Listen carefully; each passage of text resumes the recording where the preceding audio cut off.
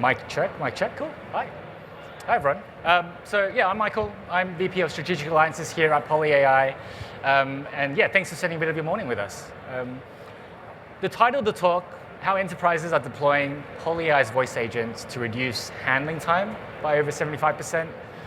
I'm going to suggest flipping that a little bit. I mean, handling time, everyone talks about that.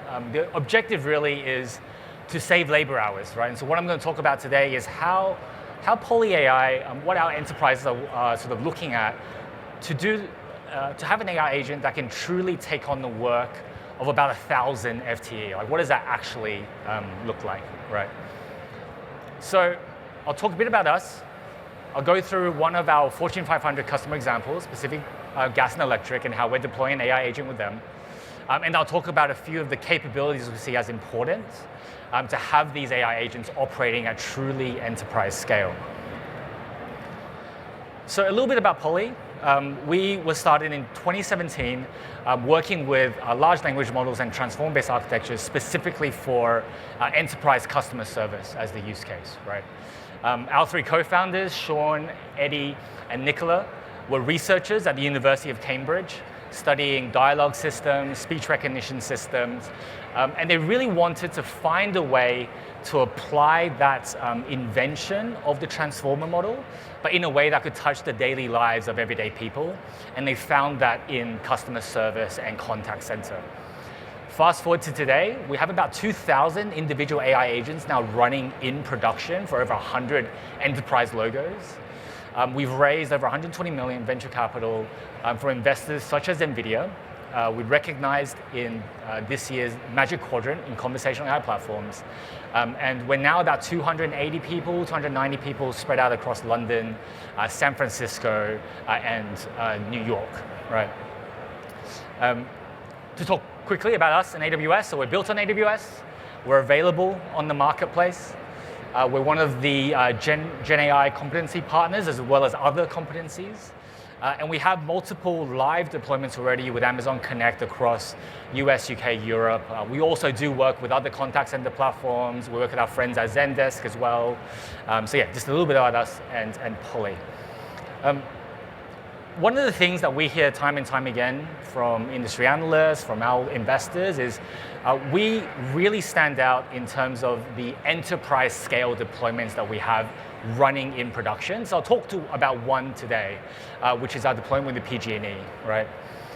For a utility company like PG&E, there's no interaction that's more important than an outage or a billing conversation, right? Before PolyAI came around, what that looked like for the customer is maybe over an hour of wait time during very unpredictable periods, during very sensitive periods. These are periods where actually the utility needs to get things right. There's a lot of regulation around communication to the customer. And they were struggling with a legacy nuance IVR that was very difficult for them to make changes, to adapt, right? So what I'm going to do is actually play a very short clip of our customer and the solution, and I'll talk a bit about then the impact. Cool. Hi, thanks for calling PG&E. I'm Peggy, PG&E's virtual assistant. How can I help? Hi, Peggy. I think my bill's due, and can you tell me how much I owe? I can give you balance information over the phone, or I can tell you how to check your account balance online. Which would you prefer? Well, definitely over the phone. Great. Your current balance, including your upcoming payment plan installment, is $29. Very short clip. I'll give you the link to the full video, right, in just a little bit. But I want to talk quickly about then the impact, right? That was our customer there, Kristen Punter, calling the solution that's live and in production. What we helped the customer do there, migrate 7,000 intents that were built into their legacy IVR over to a Gen AI solution, resulting in about 67% call resolution, about a 25% reduction in overall customer efforts. Now, during a period of outage, being able to scale that AI agent about 50x within 5 minutes to deliver uninterrupted service netted about a 22% increase in CSAT. And just to show you, like, what does a deployment actually look like, right? Like, I'm not going to sit here and say we did that all on day one, right? This is a journey, especially at the enterprise scale, especially at regulated industries. We started with outage notifications. Once the customer was comfortable with the level of performance, you grow that, add use cases, until now you're on track to about 16 million calls per year. Every time you add a use case, there's always unexpected challenges with voice AI, right? There's different tuning that you need to do around speech recognition. There's different intent sort of knowledge base, RAG issues that might pop up that you need to address. So it is a journey, right? But it's one that we've gone on successfully for multiple Fortune 500 companies. So yeah, this is a little link to where you'll be able to find then the full video talking from our customer about our impact. So now then to touch on what does it actually take for an AI agent to do the work and be capable of doing the work of over 1,000 staff. We view this challenge in about 3 main lenses. Firstly, it's the application, the AI agent itself. That's about the customer experience, the brand experience. Second, it's the platform itself. So what is it for the developer? What about the contact center manager? What is their experience when you're operating at a scale of over 1,000 staff? And then finally, the operating model. What's the vendor experience, right? And what's then the experience around the continuous improvement of the solution? So I'll talk a little bit about each of these pillars. In the first pillar, with the AI agent, when we looked at the performance of our solutions in aggregate, we found that about 70% of the time, poor experiences delivered by a Gen AI solution was actually down to errors in the speech to text, errors in the transcription, not necessarily that the AI agent wasn't smart enough to figure out the answer. It was given an incorrect signal from the speech recognition engine, right? So for us, what does enterprise grade look like for spoken language understanding? Through our partnership with NVIDIA, we're building, and we have built, an ensemble of speech-to-text models. So think of a model for US speakers, a model for UK speakers, a model for zip codes in the US that's different to the model for postcodes in the UK, that's different to the model for first names in Croatia, right? So being able to really optimize speech-to-text is really, really important. Being able to switch models, boost certain words, create guardrails, anywhere in a conversation is also very important. So, it is limiting if you're only able to adapt your speech recognition at very specific points in the solution. Voice activity detection that automatically, through machine learning, adapts to the caller. Right? There's nothing more frustrating than like that whole interruption game that happens when you're sort of offbeat a little bit with an AI agent. So having our own sort of voice activity detection capabilities there has been very important to scale to enterprise. And then finally, with AWS, an architecture that can scale instantly, right? So auto scaling, like I mentioned, in the utilities, in the outage use case, being able to 50x the call volume within a matter of minutes. Secondly, in the AI agent, how do you get customer engagement? It doesn't matter how intelligent the AI agent is if customers are not willing to engage, right? Certain information is great through a spoken conversation, but other forms of data are also important. We don't always give information by speaking. We might give information by sharing videos, by sending forms, sharing locations and photos. And so for us, enterprise-grade customer engagement is the ability to move into multiple modalities while maintaining voice as the primary, right? So being able to send forms in the middle of a conversation without ending the phone call. So the phone call is still live. You're sending a form. You're waiting for the customer to complete that form before you continue the conversation. You're giving the customer an ability to share photos, share videos, share location pins, right? So that's all very important when it comes to voice AI running at scale. Thirdly, around the AI agents, the LLM layer, right? What does enterprise-grade LLM orchestration look like? So we have our own LLMs, it's called our Raven models, trained on top of AWS, and we're currently sort of in the process of surfacing those models through SageMaker, through Bedrock. But having LLMs that are trained on your specific use case, so have been fine-tuned to the style of a contact center conversation, of a customer service conversation, is really important for more natural, life-like, engaging responses.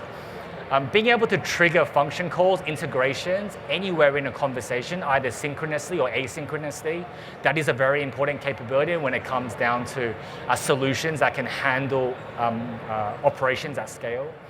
Having dedicated instances for inference, right? So not sharing instances, having one dedicated to the LLM, to the speech recognition layer. And finally, having a level of architectural flexibility. Enterprises rightly are very concerned about where data is being processed, where data is being hosted. And so having a level of architectural flexibility is something that we also offer our customers.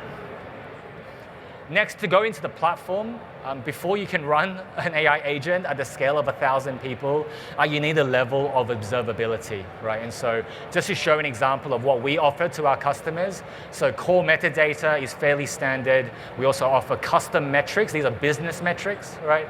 Context state, so being able to track what is happening in the conversation and the history of a conversation.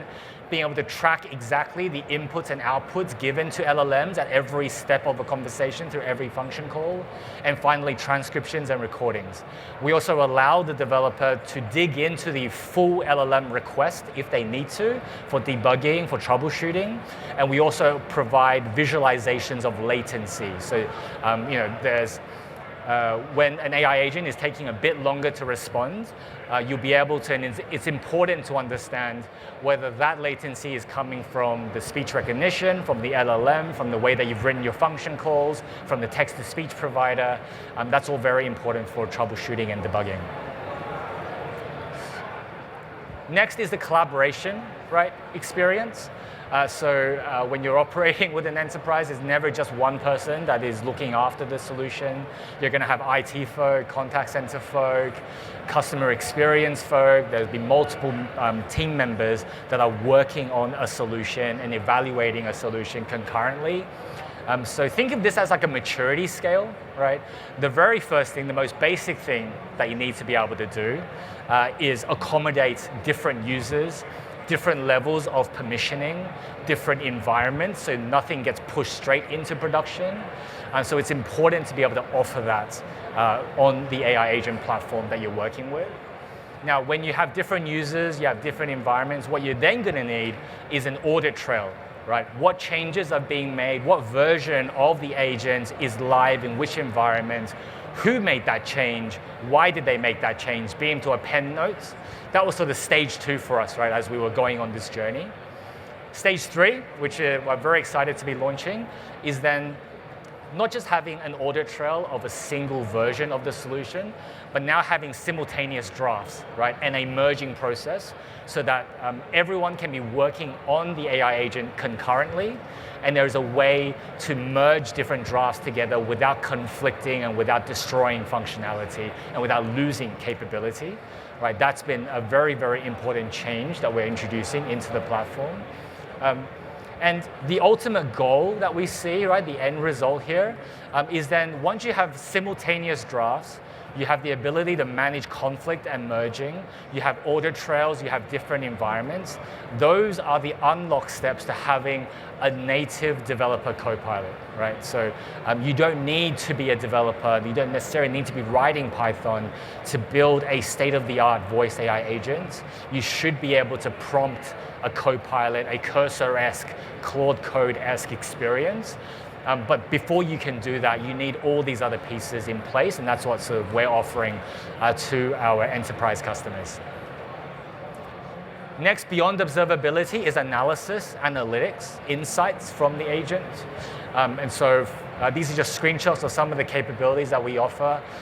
There is an ability to, through natural language, create the analytics that you want the AI agent to be tracking, right? So this is an ability to implement custom metrics that are important for different types of business operations. And then down the bottom here is, yes, we provide dashboards. Actually, we use Amazon QuickSight as our dashboarding solution. But we are also now enabling for the business user a natural language way to talk with their conversational data, to talk with their contact center, essentially. And we're unlocking that through a smart analyst type of capability. Here we're leveraging Bedrock and the Anthropic models for this type of use case, right? So I think the new paradigm will be a more conversational, shall I say, natural language way for you to interact with the millions of phone calls that are now being transcribed and flowing through your contact center platform, right?